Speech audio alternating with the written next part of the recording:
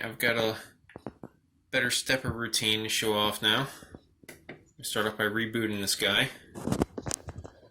Everything has to be controlled over serial.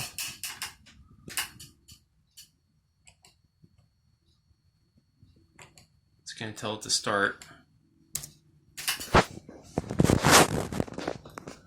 First thing it's going to do is find its limits.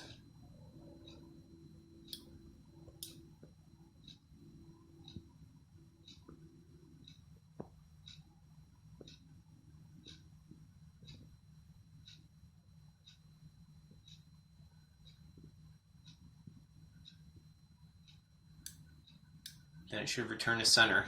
And now that it knows the positions of those two switches, I can type L to go left, and it'll move to the left without triggering the switch. If I tell it to go to the right, it'll go to the right position without triggering the switch. If I tell it to go to the center,